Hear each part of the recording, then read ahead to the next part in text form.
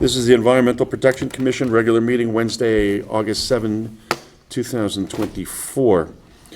The first piece of new business is EPC. Oh, before I start, if anybody is here for the 109 Old Kings Highway North structure of putting, to put in Tesla chargers, the applicant has requested to postpone this till our next regular meeting. So if you're here, we will not be covering that tonight.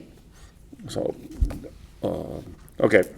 Going through, it's EPC 15-2024, PL 24-101, 31 Buttonwood Lane, H. Frendum, to install a residential addition and related features proximate to wetlands and watercourses. The property lies along the north side of Buttonwood Road, approximately 685 feet west of Brookside Road, and is identified as map number 5, lot number 6. The zone is R1, and is approximately 1.1303 acres. Rick?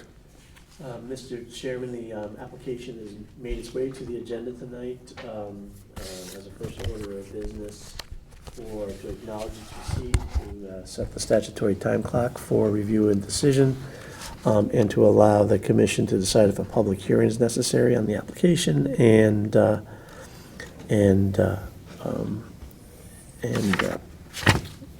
that's where we are. And if you have any preliminary comments that you'd want me to entertain as we move, through the review process and request information. Start out with you, Bill. Other than reading it, I didn't get out there, so I don't have anything. Okay. No questions, comments. This is right near our home. I walked down there, and I know the young family that lives here. It's very straightforward. I have no additional questions.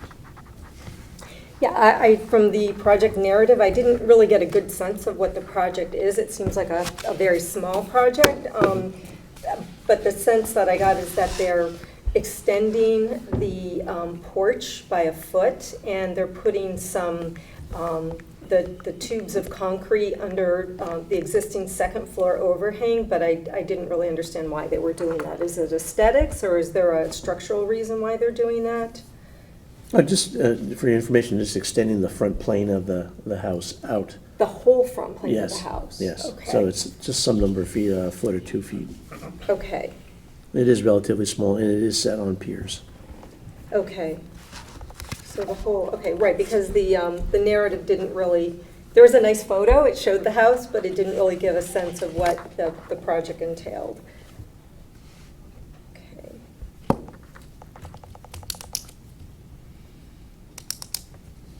That's all I had. Okay. Moving on, EPC 16-2024, PL 24-103, 29 Bailey Avenue, J. Veccarelli, I'm sorry if I mispronounced that, Jr., to install an 8x12 shed and related features proximate to wetlands and watercourses. Property lies along the west side of Bailey Avenue, approximately 275 feet south of West Avenue, and is identified as map number 39, lot number 61. The zone is R1/5, and it is approximately 0.221 acres. Like our preceding application, this has made its way to the agenda for acceptance, to acknowledge its receipt, to start the statutory time clock for review, and to determine if a public hearing is necessary. And if you have any preliminary comments, I've been to the site, we'll be generating some information, but certainly willing to entertain anything that you may have and want to add to a request for information. Carolyn? Just a couple little questions. I just wanted to clarify the actual size of the structure, because in the narrative it says 10 by 12, but in every other, everything else it was 8 by 12. It mentioned, referred to an 8 by 12 foot shed. It's prefabricated, and but from the diagrams, it looks like you either have to construct some kind of floor to it, or if it's not going on a concrete slab, and I assume it's not going on a concrete slab because they said there was no construction, so I just wanted to know what the floor of it will be. And I also, I was wondering what, if motor oil type machines like lawnmowers or snow blowers, et cetera, will be stored in there? Will there be any kind of barrier on the floor to protect from oil leaks not getting into the upland review area? And were there any measures to increase the conservation value of the property, like any kinds of plantings adjacent to the wetlands, or the removal of any existing invasives or debris that might be there? Not anything major, because it seems commensurate with the size of the project, which is small. And then in the photo that they included, I didn't actually get out there to see the property, but there's some kind of a small grayish structure along the property line, and I was just wondering what that was. And that's all I have. I have no additional questions, Eric. I did a drive-by of the project, and Caroline picks up a good point. Is it 8 by 12 or 10 by 12? Fix that up and we should be okay. I had the same question on the size. I guess the other question I would have is why in this particular place is there not another place that would have been out of the wetlands in the upland review area where the shed could be placed? I guess the reasonable alternative. Yeah. Yep. No additional comments, questions? Yeah, I'm just concerned that when we had a heavy rainstorm, the water whips around, around the scout cabin, makes the 90-degree and heads south there. So, worried about stuff getting into and blocking the tunnel, just getting swept downstream because it goes under Metro North there. So that would be, I'm not sure how we avoid that, but it's something that we have to consider, because that would block the water getting under Metro North and back it up to the neighbors. You're saying if the actual structure is lifted and moved, or the stuff that's in it? Or around it. Okay. Okay, Right, ladders or chairs or whatever. I have no idea, but I've seen sheds, and I like yourself, they're not necessarily self-contained, and so, but yes, the shed itself could honestly float downstream. We've seen a lot worse, float downstream, and so, and that would be catastrophic if that ever blocked the tube going underneath Metro North. Anyway, anybody else? No? Okay, moving on. EPC 17-2024, PL 24-105, 3 Holly Lane, J. Wilcox, to install patio, residential additions, and other related features proximate to wetlands. The property lies along the east side of Holly Lane, just north of Middlesex Road, and is identified as map number 9, lot number 69. The zone is R1, and it is approximately 1.0004 acres. Mr. Chairman, the application's made its way to the agenda to acknowledge its receipt and start the statutory time clock. Solicit comments if you have any preliminary comments, and determine if you need a public hearing on this particular application. For those of you who've been on the board for some number of years, the development and redevelopment of this property had been before the commission many years ago. In the area that is subject to the activity lies between the dwelling and an existing pool. So the rather de minimis sort of activities that are associated with this. But because it lies within the regulated areas, they have to get a permit. No comments. No questions, no comments. Nothing to add. Sorry, I do. Will there be any loss of trees from this project? And I know it will be de minimis, but I was just curious as to what the increase in impervious surface would be. Also, I was wondering why so I was looking at where the wetland flags are, and the the fence that they're putting up to protect the wetlands actually goes behind the wetlands there, unless I'm mistaken about that. But I was wondering why the fence doesn't parallel the wetlands to protect them. Otherwise, those are left unprotected.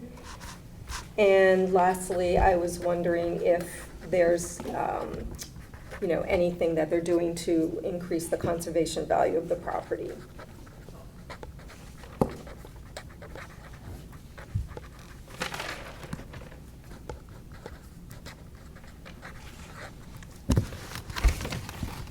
Okay. Anybody else? Okay.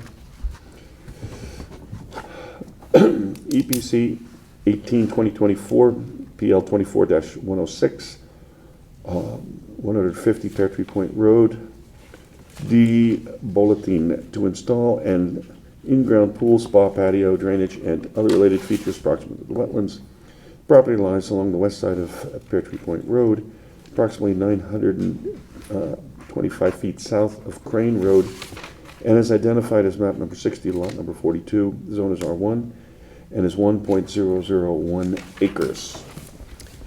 Mr. Chairman, the application has made its way to the agenda this evening for acceptance. Start the statutory time clock, determination if a public hearing is warranted, and to solicit some of your preliminary comments on the application if you have visited the site or based on your review of the plans. I have no comments. I have no comments. I think I found the schematic a little bit confusing as to development that's being proposed within the upland review area, but I'm sure we'll tease that out. I saw the proposed pool and stockpile area, but I'm not getting the relationship to the upland review area, but I'm sure we'll tease that out at next meetings. I can have questions for you tomorrow evening, because my plan is to get out there tomorrow to look at this, so I have nothing for you tonight. Okay. Carolyn? I just found the description in the stormwater management report. I found the narrative a little bit confusing when they were talking about the different sub-areas, the drainage sub-areas. So as I understand it, there's existing detention on the property. That will be supplemented by additional detention to handle only the pool and the area around the pool. But when they were describing how the property drains, they said there were 3 areas. It looked like they all sheet flowed to different areas. It didn't mention anything going into the underground detention. So I didn't understand what the purpose of the original underground detention, what it serviced. Because the area that you think it would, the house and so forth, it says it sheet flows to, I think, the north, where the wetlands are. So I just would like a little clarification on that. And that's really all I had.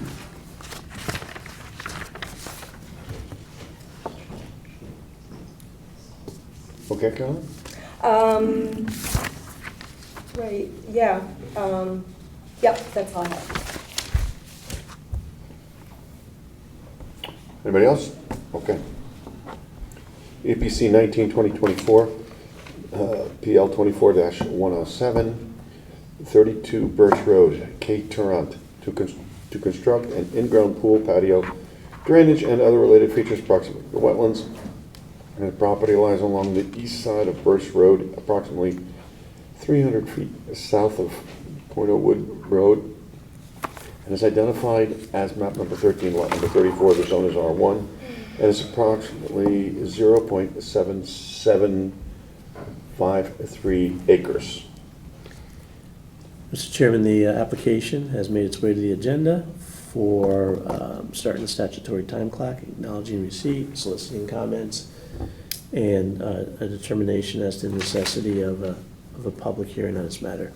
It is an in-ground pool, patio, drainage and related features, part of which is to relocate an underground pipe that is currently, would encroach into the proposed pool space. I'm available to answer your questions as we start our review. So I understood that they wanted to relocate the 8-inch vitrified clay pipe and swap it out with a 12-inch high-density polyethylene pipe, but I didn't understand what the original purpose of the pipe was. So I was wondering if we could get clarification on that. It looks like it goes from the property upstream to the property downstream. I just didn't know if there was an easement or what the purpose of that pipe was.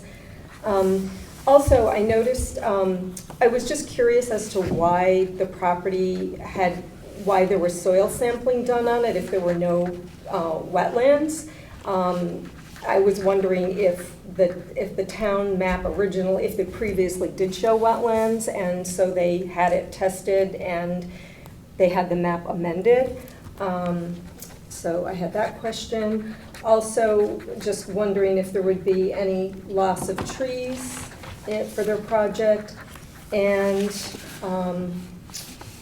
also just wanted clarification on the increase in impervious surface. I think I saw a couple of different numbers in different places, but I think it's because in one area they were talking about the side patio and the pool, and in another area they weren't.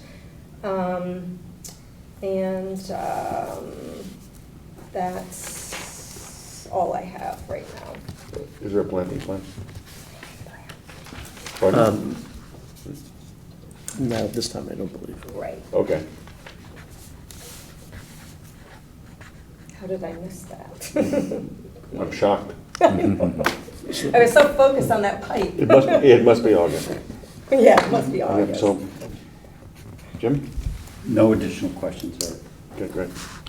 I was just curious in terms of the current pool, the kidney-shaped pool, and its infringement on the upland review area in terms of square feet, what the difference will be between the current pool and also the proposed pool. No comments at this time. Okay. That it? Okay, moving on. Next item of business is the chargers in the Good Wife Shopping Plaza. I declared, as I said earlier, we're postponing that till the next regular meeting. Mr. Chairman, No. there's two additional, What? there's two additional acceptances. There's one about 104. Oh, no, I'm just saying that, the next one on my list is 104, oh, I'm sorry. Yep. There's 104. My mistake, my mistake. EPC 2024 PL 24-108, 104 Old Kings Highway North, 1 Old Kings Highway North, 104 LLC, and 108 Old Kings Highway North, 1 Old Kings Highway North, 108 LLC. To demolish existing residence structures and construct 2 new 3-story building, 3-story apartment buildings, parking, walkways, drainage, and other related features proximate to a water course. Property lies along the west side of Old Kings Highway North, approximately 1,625 feet north of Brookside Road, and is identified as the following records held by the Darien Tax Assessor. 104 Old Kings Highway North, map number 35, lot number 17. The zone is DB. It is approximately 0.2101 acres. And 108 Old Kings Highway North, map 35, lot 18. Zone is DB. It's more or less 0.23 acres. Like the previous 5 items, the application has made its way to the agenda this evening to start the statutory time clock for the commission to decide if a public hearing is warranted on this proposal, and to solicit at least your initial comments as I initiate the review process. Has planning and zoning decided whether they're going to have a public hearing? I don't know, but I'm assuming that, no, they haven't We haven't filed yet. They haven't filed as of yet. Okay. We will be. Pardon? There will be a public hearing. Okay. I'm confident there will be a public Okay, hearing. before- because if there's a public hearing there, I'm not sure, there is public interest in this, but I'm not sure it's, I don't want to overburden with two public hearings. Because our issues are not their issues. Exactly. So I'm not sure that, in my personal opinion, that a public hearing is warranted, but I'd like to hear the other commission members to see if you guys, what do you believe? Bill? Yeah, I will admit I have not been out there, Mhm. although we were out there for another previous Right next door, application right next door. And so the water course is a very interesting one to start with, but doesn't mean it has value. So I don't have any real comments at this point of that. I want to get out there, look at it more carefully now that it's here. I just haven't had time. As far as public hearing, it's a good question. I know planning and zoning will do it, but is it something we should also think about as well? I don't know. I'm on the fence about that right now. I mean, my position is when we have a new development, whether it's a single-family house for a single-family house and it affects the wetlands area, I think it's kind of something we should have a public hearing on, so I'd be inclined to have a public hearing. I could support that for these two reasons, Eric. I was there yesterday and kind of thoroughly walked this. Whatever is done to this current site with something new will be a dramatic improvement. But I'm reminded of the open trench at the Corbin development. The water between the parking lot for Trader Joe's and this home is like that Corbin Drive reference. Mm-hmm. You could lose a child down there who steps off the macadam of the Trader Joe's parking lot. Yep. And similarly to our recent project at Thorndale Circle, that little drainage area, water course, stream area, is a mess, and it deserves a real good cleanup and attention, and I know you're gonna protect us with tree removal and proper planting planning, but I think a public hearing is probably justified. Because there's a lot of water moving through there, and this is a pretty good-sized project. You've already heard me say, looking at what exists today and what might be tomorrow could be a dramatic improvement. I did visit the site also.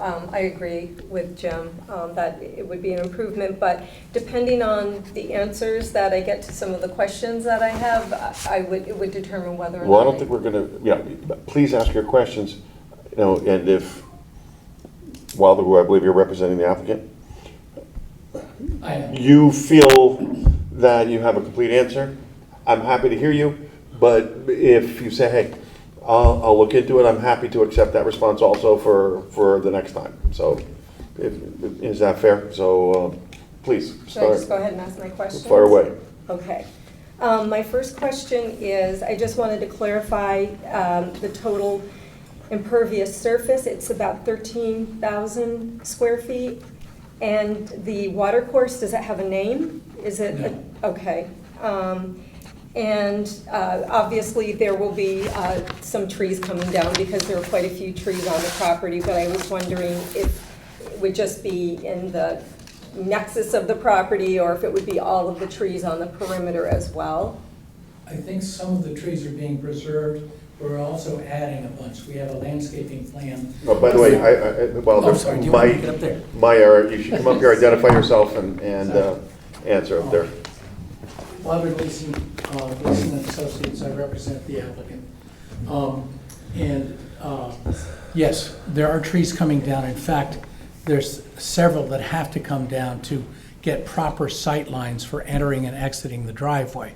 With 12 apartments proposed, there will be a slight increase in traffic from the two residential office buildings that we have had. Although I'm not sure how much more, but Jeremy didn't think it was a big deal. But what we are doing, we will be bringing down trees, and then we have a landscape plan that also involves and calls for removal of debris and improvement of the water course, which Rick had recommended.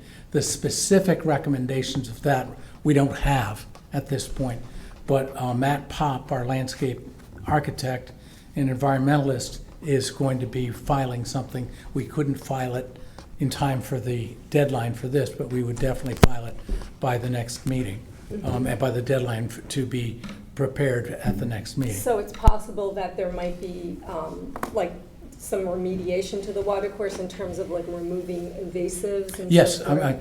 I'm confident invasives would be removed. I'm confident that silt and debris, which have built up in the channel, which hasn't been addressed in, probably in my lifetime, Right. Probably right. needs, and as part of this project, we will be doing that.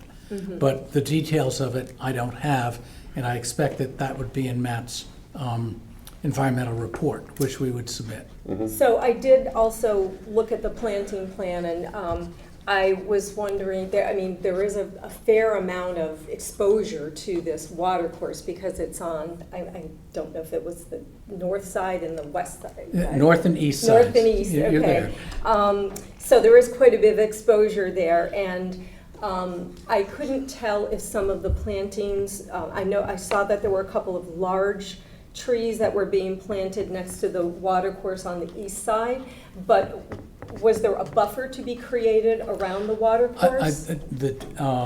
I doubt that there's room for any significant buffer, because we have a building that's proposed 5.7 feet from the watercourse. In that case, it was also mentioned that there would be deer repellent, the use of deer repellent and soil amendments for the plantings that went in.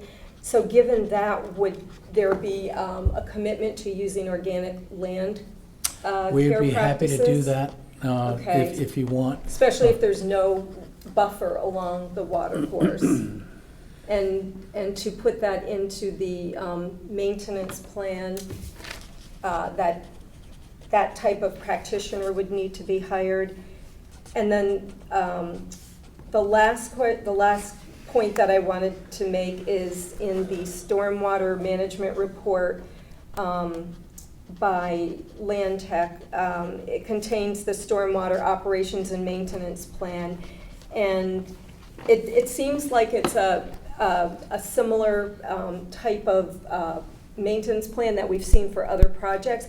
But given that this is a particularly small, it's sort of a small piece of property and the use is intense, pretty intense, most of the property is being taken up with the development, I think that some of the wording should be a little bit stronger. So instead of just being recommended that the detention system be checked a couple of times a year and cleaned out, I think it must be, cleaned out and checked.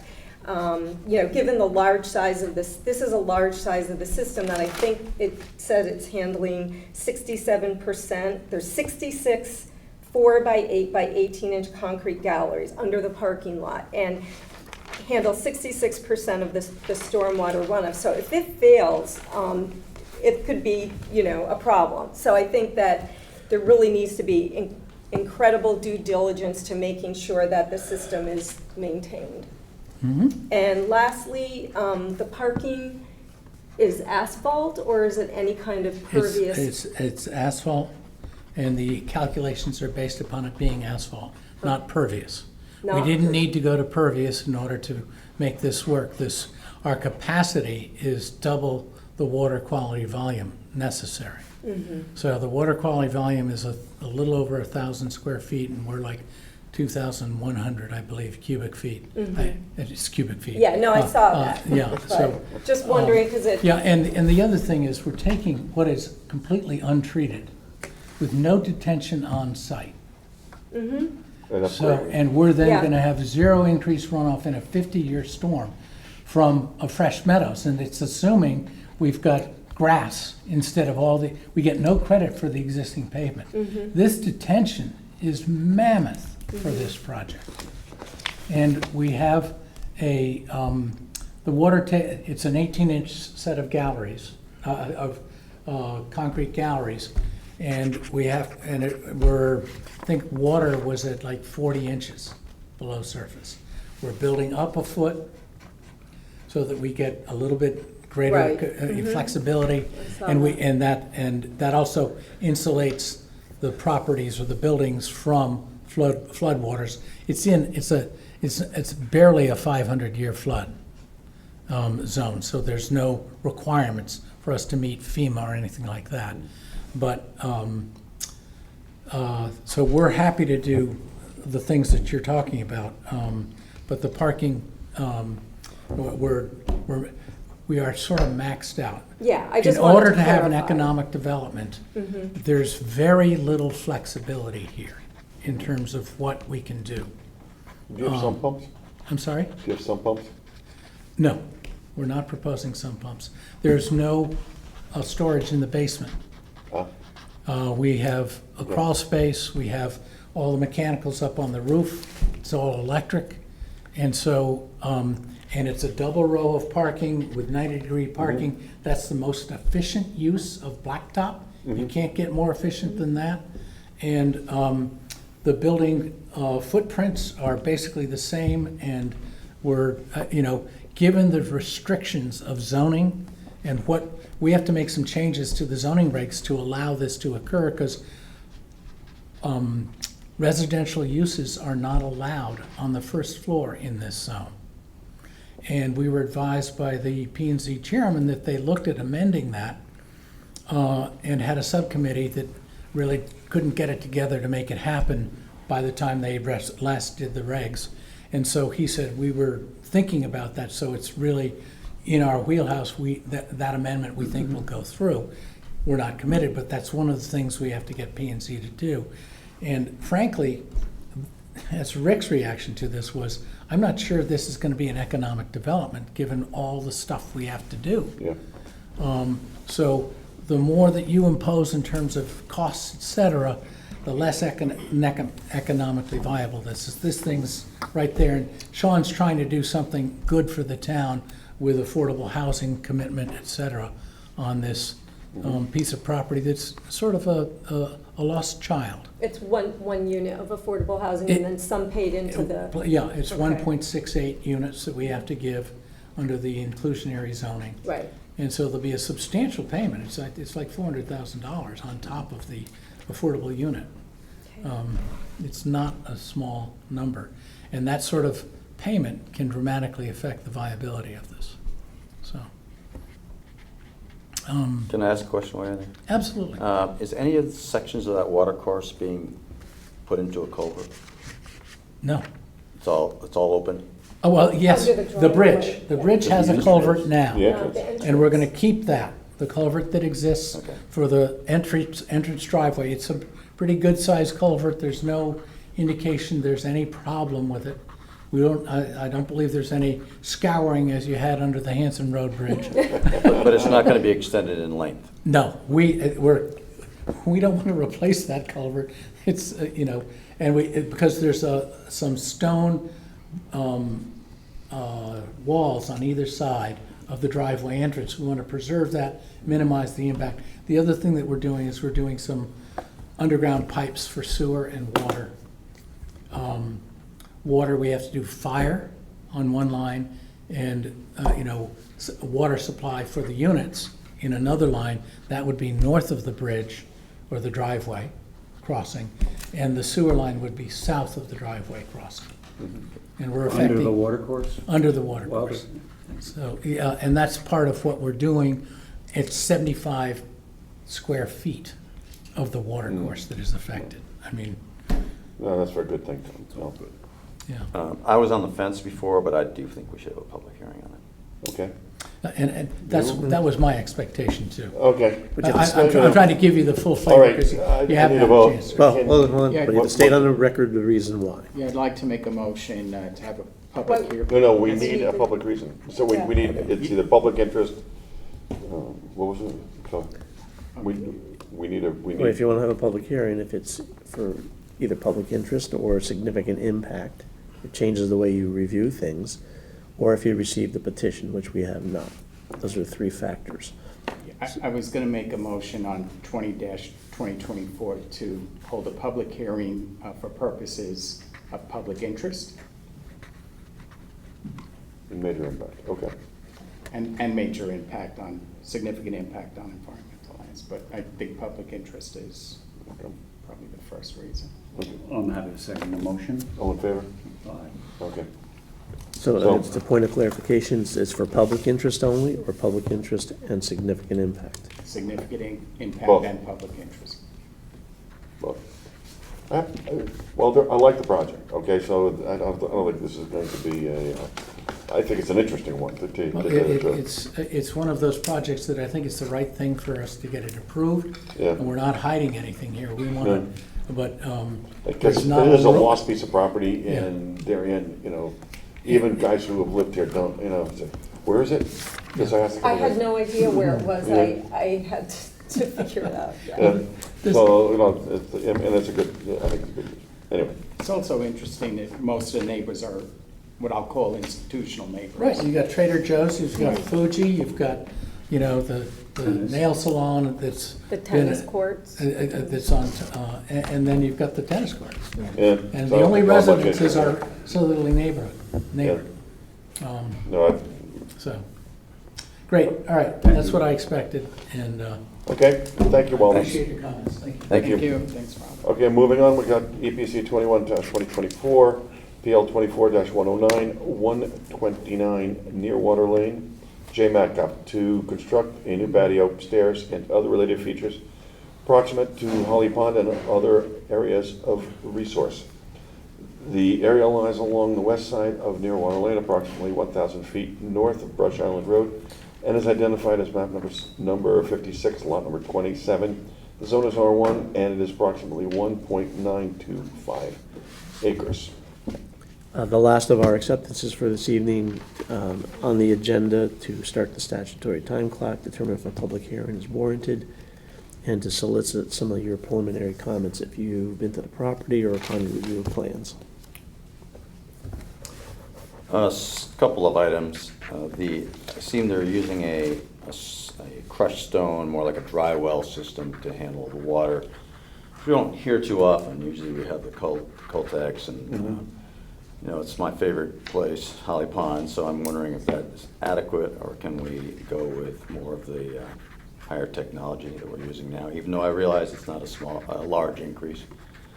The increase in conservation value, it would be nice to see there's a very long shoreline that has the grass right up to it, so we have the usual influx of pesticides, fertilizers right into it. They have a very nice planning program, but it's all around their established change, but not along the shoreline. I would hope that we could ask for them, as you've done in many cases, Rick, in getting that placed in there along the shoreline. Thanks. No questions, no comments. This will be the second of my tours during the rain tomorrow, which I'll go take again. But I always rely on Commissioner Wright to protect anything near and dear to Holly Pond. Did you take your kayak and go along? I did it by boat, yes. Very good.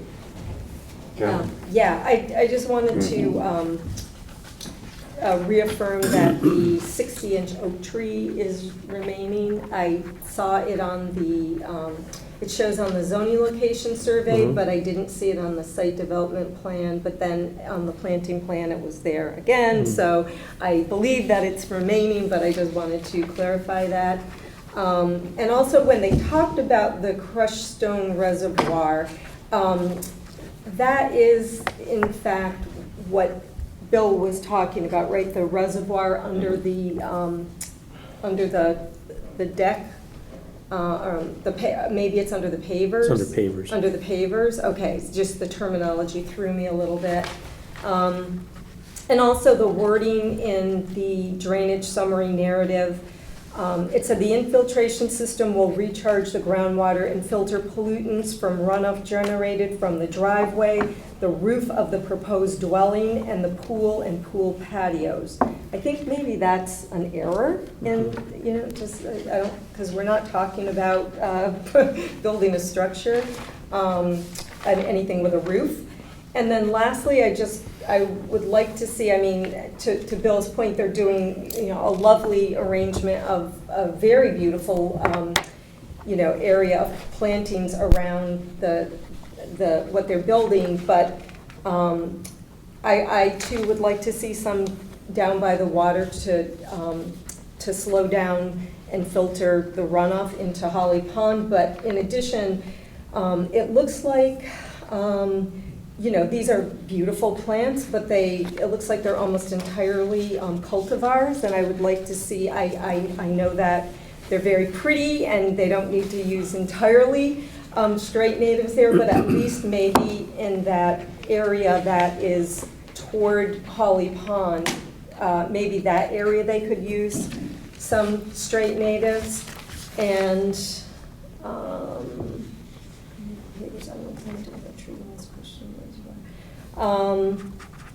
right, yeah, maybe just, on the west side of the patio, replace cultivars with some true natives, and that's all I had. Everything would need to be salt tolerant, because that area does flood up. Down by the water. Down by the water, and even possibly right up to where some of the new plantings are, so they'd be disappointed if they put them in and they got a good-sized storm in there. Right. Yeah. Oh, right, because it's in the flood zone. Yep. Yeah. No. Anybody else? Okay, moving on, old business. EPC 09-2024, PL 2448, 25 Old Kings Highway North, UB Darien LLC, to construct an electric charging station.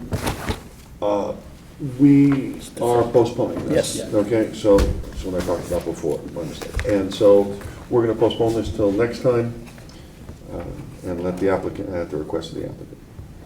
EPC 10-2024, PL 24-65, 2420 Boston Post Road, YMCA of Darien, to replace an existing concrete boat ramp and concrete dock foundation in and approximate to Holly Pond and other areas of resource. The property, which currently supports the buildings, parking, and other related facilities for the YMCA, lies along the south side of Boston Post Road, approximately 550 feet west of Seagate Road, and is identified as map number 53, lot L60.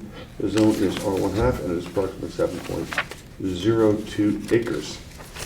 Mr. Chairman, at the May and July regular meetings, a significant amount of information had been presented by the project engineer and other representatives of the applicant concerning the replacement of the existing concrete boat ramp that's on the property, and as well as the foundation for the existing dock.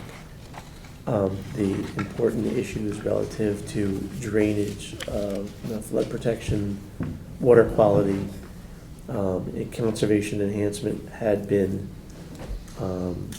provided to the commission. And at the end of that last meeting, I was directed to formulate a resolution for the commission's consideration.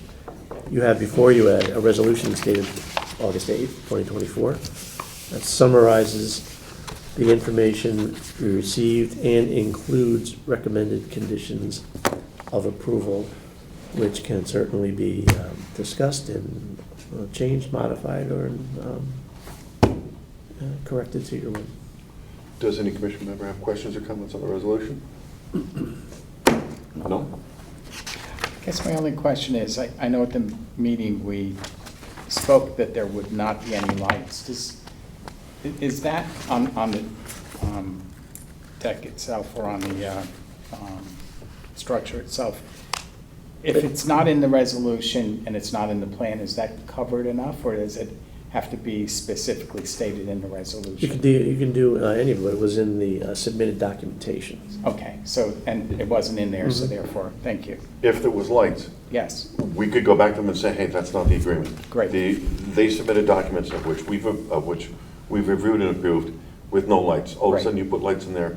It's off. We have a reason. That's a violation. That's a violation. right, But you thank could you. also do it as a condition. You could add it so there's extra reaffirmation. You want You know, I might add it as a Yeah. condition, only I like because it. this is a public facility, and I could like it. imagine that the institution might want to have a Great boat party. idea. Do you agree with that? Absolutely. Good idea. Belts and suspenders.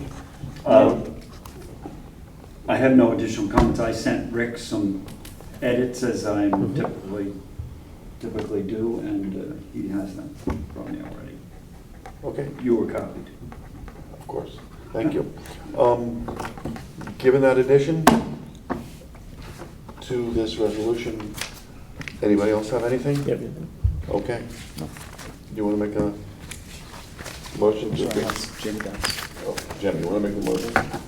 Certainly, I'm happy to make a motion to approve the conditional approval and permit for EPC number 10-2024 with respect to 2420 Boston Post Road, which is our YMCA of Darien. And I'd like to second that motion, please. All in favor? Aye. Okay, thank you. Moving on, EPC 12-2024 PL 24-79, 15 Holly Lane, N Pedley and M Pedley, to install a new detached deck, patio, spa, barbecue, generator, and other related features in a special flood hazard area and within close proximity to the wetlands and watercourses. The property lies along the east side of Holly Lane, approximately 940 feet north of Middlesex Road, and is identified as map number 9, lot number 145. The zone is R1, and is approximately 1.1218 acres.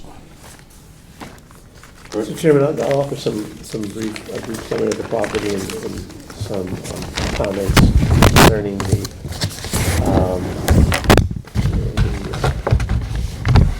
important issues that were addressed under the application process. For those that you remember, there had been a prior application, about a year and a half ago, that Yep. was ultimately withdrawn as they determined to gain necessary information to address those issues and items. The property, as you can note in your agenda summary report, is on Holly Lane, substantially wetland. Wetland ranges from lawn grass to light to moderate forest lands, extensively impacted by special flood hazard area. And as you will note, most of the property is in the flood hazard area except for the space immediately adjacent to the dwelling.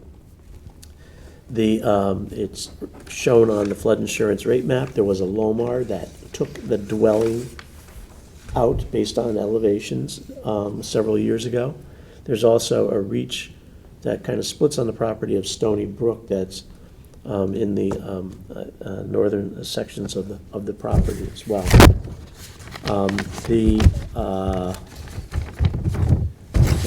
The applicant is currently proposing to demolish the existing deck there, reconstruct a new deck and a patio in the rear right corner of the parcel, and on that deck will be a small spa.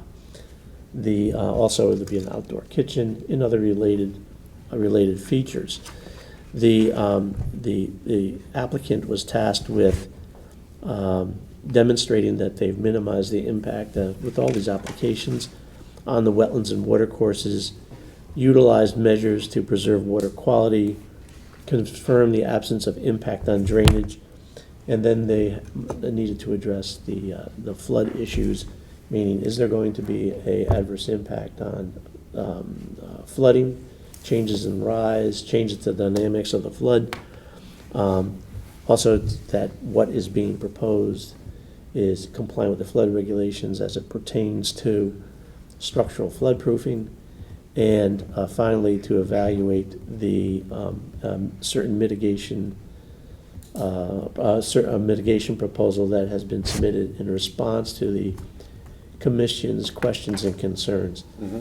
And we'll go into it a little bit, but it involves extensive replanting, management of invasives, and also cleaning out the channel of accumulated materials that have made their way there. About 1,600 square feet of the upland review area and about 430 square feet of the floodplain are temporarily or permanently affected. The structures that are being proposed in the patio space is fairly close, within a couple feet, 2-3 feet of the wetland as flagged, but which has been historically maintained as lawn, and about 74 feet to the edge, the closest edge of Stony Brook itself. As a result of the project, no significant vegetation, trees, individual or groups of trees will be impacted by the development. There's only about 285 square foot increase in the amount of imperviousness as a result. The project engineer has verified that it will not cause an adverse impact on drainage in adjoining properties. The water quality is being addressed with a temporary erosion control plan, including things like designated storage of stockpile areas. They're going to be placing stone under the deck, restabilizing the site. Giving the minimal, there's been some pretty significant alterations when we talk about alternatives. There have been substantially greater encroachments into the floodplain and into the wetlands. Through this process, the alternatives were examined and embraced that took a vast majority of them out. Removal of trellis, a pergola, seating walls, pretty substantial changes have occurred.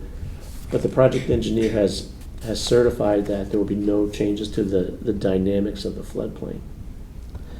The next thing is how structurally flood-proof is this. What was important on this one was the house was out. You do not want to do something that's going to drag you back into the floodplain. And there's actually a little trick that's FEMA compliant, is that you actively separate it from the dwelling itself. So there's been design plans which have been certified by the project engineer about the structural integrity, it's capable of withstanding the flood forces, etc. But it's also physically separated from the dwelling, almost an independently standing component. So will not diminish their, or open them up to further flood exposure in terms of insurance rates for their dwelling. The top of the deck is going to match the first floor, which is above the base flood. The spa is elevated so that the bottom of the spa is outside of the flood plus freeboard. There's a platform for a proposed generator which has yet to be designed, but the top elevation of that platform, which will be sitting on the other side of the house, will be elevated above the base flood plus a foot. Mm-hmm. The equipment for the spa, although we have to show transmission lines and stuff, will be situated outside of the flood, but then again, the extra protection of elevating and making sure that it is in fact flood protected. I did know we had the certification on these elements, with the exception of the platforms, the underground conduit, and also they're going to be placing a underground propane tank, which can be designed to withstand the flood forces.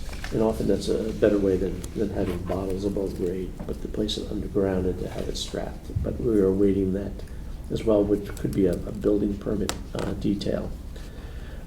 Mitigation, you have in your package, you have a mitigation plan, and it hits all those elements that we talked about and that were recommended by the commission. It has a lot of plantings that are up in front of the property that have been installed already as part of their just ongoing process. There's others that are immediately around the back edge of the dwelling, but I concentrated on what is being proposed for the spaces along the river. And it is a very extensive plan that includes numerous trees, shrubs, and native ground covers. They're also doing invasive treatment of the non-native invasives, particularly in the regulated areas at the rear of the property. And as I said before, they're also doing the removal of the accumulated brush and debris. And I just want to reaffirm that the process has been relatively long as they've gone through the process. The project has been shrunk back to minimize the impacts on the wetlands and particularly the floodplain. Yeah.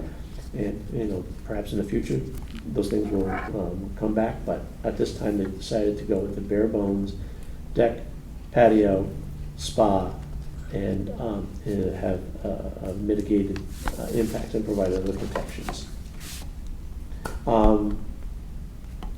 We have representation for the owners. The owners are here this evening as well, and they're to answer your questions. Please state your name and Good evening, everybody. Rachel Orsi from SE Minor on behalf of our applicants from 15 Holly Lane. In summary, this is quite a small project, adding only 285 square feet of net impervious surface area, of which from an engineering perspective, qualified for a drainage exemption. We echo the sentiments from Mr. Talamelli, specifically in his report.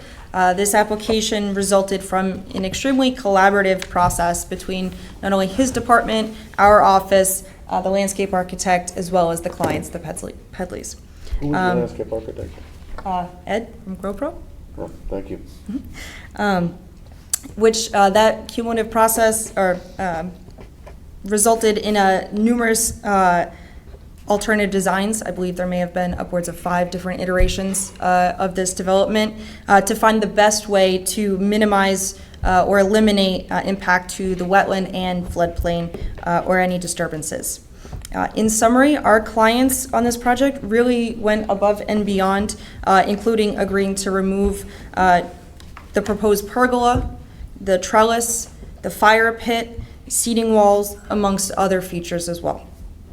And with that, I'm happy to answer any questions that you may have. Good. Bill? Yeah, on the plans, I saw a boulder demarcation line. I didn't see that in your summary, but I saw it on one of the plans. You still planning to have that?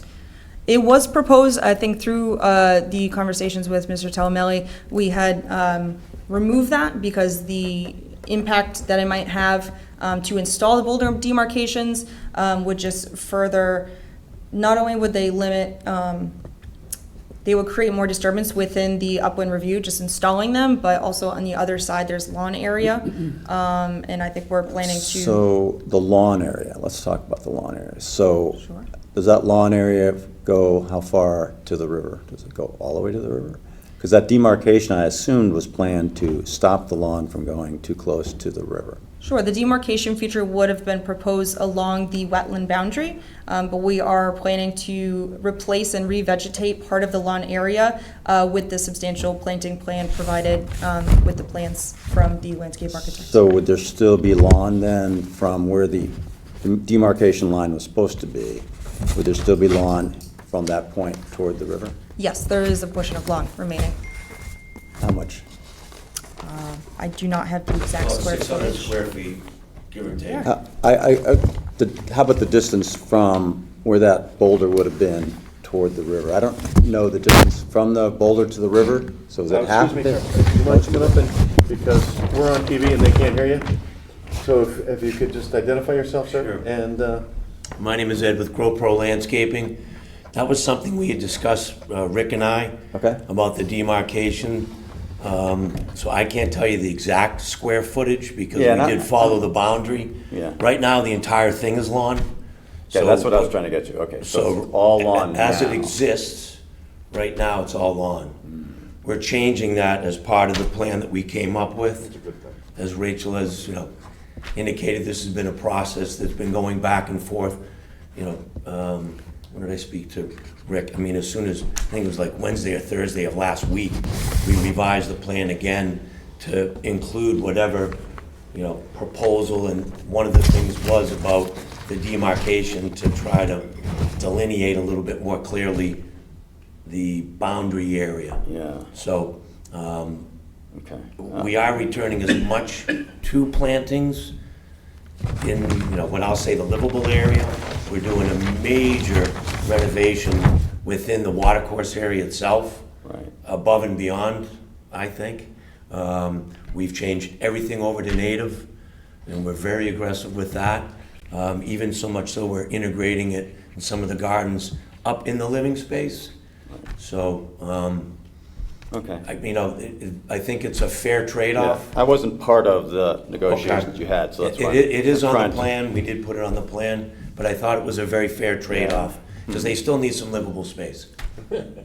Livable meaning lawn area. Lawn area, correct. Yeah, that's why I guess I'll need to walk out there, because to try to determine, how much space is between the stream and where that boulder area was going to be. If it's, very small, but if it's very large, then I start to. It comes in tight to the, I mean, it can't be more than, 50 feet? yeah, but it comes in Yeah. tight to the I corner. need of to the- walk it, so Corner of the in house. fairness, If you yeah. take a look, Yeah. you'll see, and that side of the house is where we've done almost all the utilities, Okay. including the generator and propane tank will be on that side of Okay. it. Just when we jump into that was one of the iterations, was Right. this boulder demarcation feature right at the wetland boundary. It made Right. no sense. That's normally what we do. But, well, they usually do it along the edge of planting or enhancements, Okay. the areas that are critical. This was kind of like in the middle of the backyard. Yeah, I need to go look From at a it, 'cause I perspective, it don't didn't have a make any concept. sense. Yeah. So we relied more on the very intense planting that's being done along the entire edge Okay. of Stony Brook to mitigate impact. So that's my other concern. I know that river very well, and it gets ripping. So I worry about all that planning you're gonna put on this right along the edge of the line. It's a beautiful idea, but it's gonna take a beating when that river gets roaring. So. But what waste- happened last night? Okay, because what? It could be a waste of money and perception that we think we're doing something nice right next to the stream, but when that thing gets going, it just tears up a lot of stuff. And, it's got a lot of head If we pressure all the were way to from Weaver. incorporate some kind of a Curlex blanket or something that is native, that's gonna take and hold things in place Okay. and allow that to stabilize, I'll say for an extended period of time, I'd have to do a little bit more. The jute doesn't last as long as the Curlex blanket. The jute looks a little bit better, but I think we can incorporate something along those lines Yep. to extend that, because I feel confident once, the root systems are established and things are given, the time to basically set themselves up, so to speak. I think that, except for an extreme event, we've been there for a while. The other thing I want to mention too is the Pedleys and ourselves, we have a maintenance end of this that we're committed to maintaining this. Right. So I think one of the things that's been going on here that hasn't happened is an ongoing maintenance program to try to keep that ripping river, as you said, to keep it within the area. Right now, it just moves outside of its boundaries because you have so many impediments and invasives, and it's never been managed properly.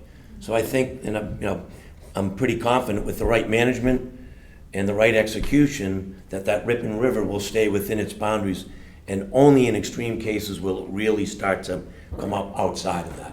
Which, And that's the tough thing we're all fighting. Right, well, if We're Mother getting the Nature, big- We're getting the monster storms that she are bats just gonna last, blow out she always 10 wins. years of stuff. right? So, whatever it may be that we can do, they're committed to doing, and so are we. Well, so one of the concepts, and I'm no expert in this, is that you do what you're doing, the planning, but you bring it back a little bit further from the stream. So it got a better chance to survive. Rich and I have had a great open dialogue. Okay, and I'm no expert. Um, so I'm just throwing Absolutely, ideas. and we're here to do what's best for everybody.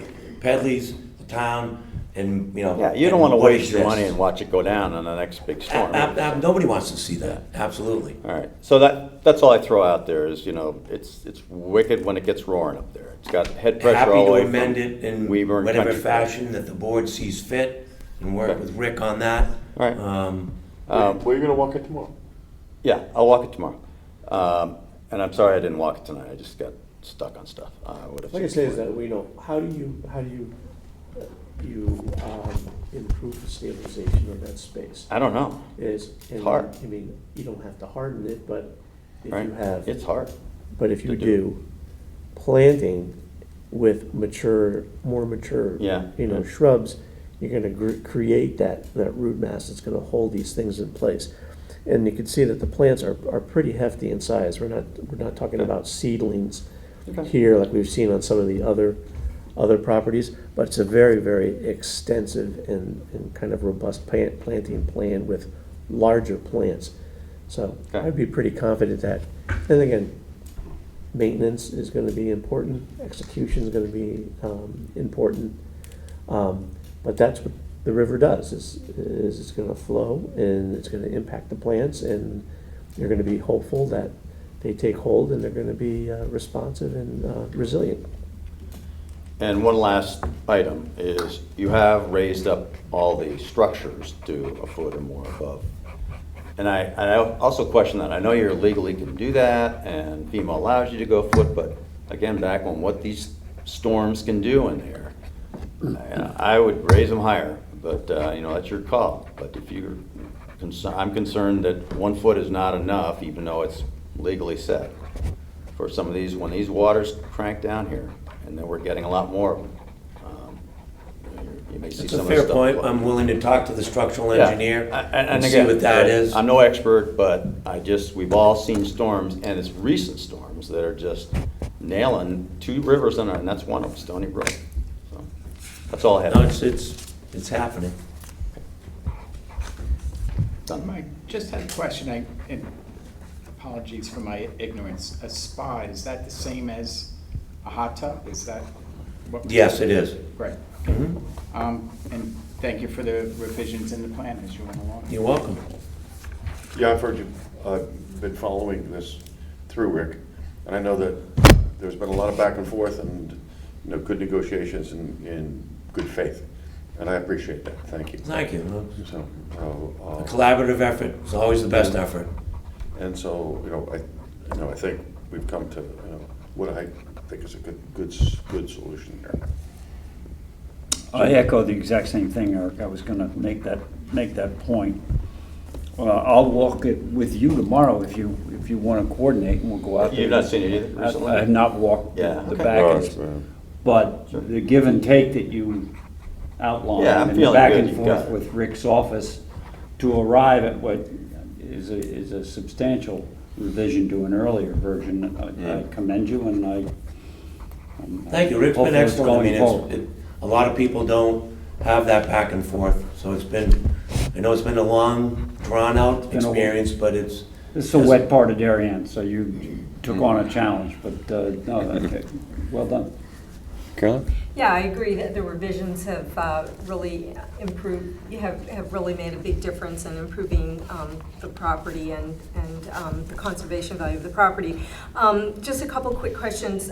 When you say that you're removing the debris, is that across the bridge that's over in that area? Well, I wasn't sure where the property Well, line we was. agreed to walk the entire water course from end to end as it relates to our client's property, so, and if we see something, once we make that commitment, if there's something that's 3 feet over or something else, so that was our commitment, is we'll walk the full length.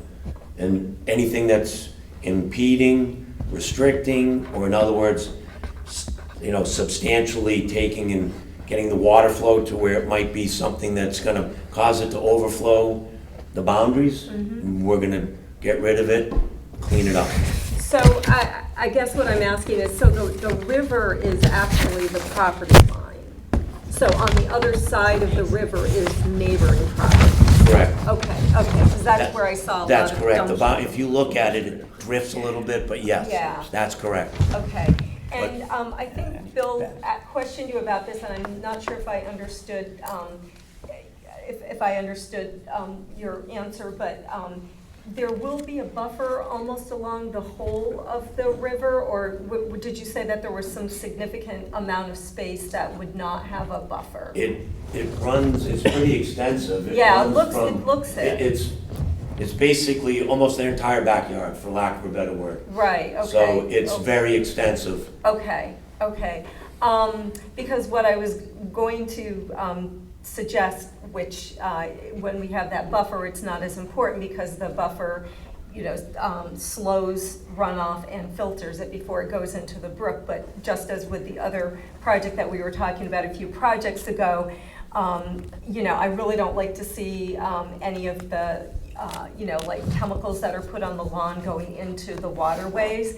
But I did also happen to notice that this looked like a very natural lawn. It did not look like chemicals were used on it, and I really appreciate that. For that But- exact reason, as a matter of fact. Yeah. The Pentleys are very committed to what they've got going on. They recognize where, their home is situated. They embrace that. So, that's been our whole approach. We've been working with them now over 2 years, maybe even a little bit more. We did discuss the whole maintenance program. They're committed to that. They're different than a lot of people that you come across in this town. And they're very committed to doing that. And I think that's why we've come to where we are, because of their willingness to make it right and be best that it can for everybody involved. Themselves, Yeah. the town, the water course, and, Mother Nature. So I think that, Yeah, it represents what everybody really wants. I just think, a lot of people just don't think about it, and they just do what their lawn care specialist recommends, and we do get a lot of nutrients and pesticides going into water bodies. We do get a lot of hypoxia and, endangering, the habitats and so forth. I'm pleasantly surprised to see another lawn like my own that it looks very A natural. lot of people don't think downstream, just put it that way. Right. They think downstream. Okay. And that's, us as a company, same thing. Always take the natural approach. You think downstream. Been doing this a long time. Okay. It's just kind of the way you've got to go, right? Yeah, we heard that with another application that we had last time, where it was mentioned that organic land care used to be very, not as common and much more expensive, but that's what people want today, so it's becoming much more common and less expensive. Exactly. So that was my only comment about that. But even still, it looks like the river does have a good buffer against it. Definitely does. Anything, so that's good. So, that's really the only questions that I had. Can I have one more back? The only reason we like demarcation boulders, because when they leave, the next person says, I like lawn all the way down to the river. So that's why we tend to put them in so they're more permanent for the next party. We love it, people like this that accept it, the next people many times are not. So more permanency we show where we want to stop lawn, that's what we're trying to get. Fair point. Well, if he has large bushes, et cetera, yes, people can rip them out. But it's much larger a project at that point in time, so. Okay. Anyway, I'm gonna direct Rick to make a resolution on this. And then if there's anything that comes up. Yeah. When you two visit the property tomorrow. Yeah. We can always amend the resolution for next time. Is that okay? Yep. Yeah. Okay. That's fine. Thank you, Rick. Great, thank you very much. Thank you very much for attending the, and thank you for your great concern and collaboration. I appreciate it. Okay. Moving on, the approval of minutes. We have July 10, 2024. I'm sure Jim's given his edits I have. to I this. gave some edits. Oh. I didn't copy you. I can do that. I didn't know that Jim copied you. Yes, he does. Okay. Otherwise, I feel left out, Carolyn. Okay, I'm sorry. So, and so we have the edits. Any other questions or comments on this? Okay, given those edits, et cetera, Jim, may I have a motion to approve? Yes, Mr. Chairman, I'll make a motion to approve the meeting minutes of the regular meeting of July 10, 2024 of the Environmental Protection Commission. And I'd like to second the minutes, July 10th, 2024, regular meeting. All in favor? Aye. Okay, thank you very much. There are no agent approvals. There is no other business. Jim, can I have a motion to adjourn? Do you want to, what we're going to discuss, so The we're meet- going to look for the September meeting of an alternative date. Yes, because it appears our regularly scheduled meeting is, we won't reach a quorum. Yeah. I would be Okay, the only one here. well, You don't want to see the debate that night? as long as you can represent me on some pumps, represent pesticides for Bill. And Holly Pond. And Holly Pond, you can certainly do that. Right. But I think, I'll pass. I believe you could do it all. No. okay, yes, we have to look at that because very clearly we won't reach a quorum, so I'm directing you to look for alternatives that we can get to a quorum. Otherwise, the next meeting is in October. So, so at that point, I don't like to go, And we'll have to schedule a public hearing too, for the same time. yep. That's right. I have to, I don't like to go 2 minutes because too much time without a regular schedule, without a meeting, because it builds up. I mean, we have 1, 2, 3, 4, 5, New 6, applications. 7 new applications, and that's gonna take. What about a different day that same week, just not Wednesday? But yeah, I know you're not. Well, no, the problem is we have problems with getting a room. And for example, if we did Monday, Yeah, right. I can tell John Zagrodsky that I outrank him, but, something tells me it won't fly. So, and I think P and Z is typically on Tuesdays.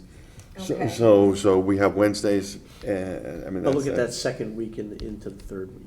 Okay. Right? Yeah, you have to, I won't be here, but you can. September. September. Great. I'll be back. I'll get my calendar and Yeah, look right go- away. Go ask Sally and find out. I know I'm the problem here already.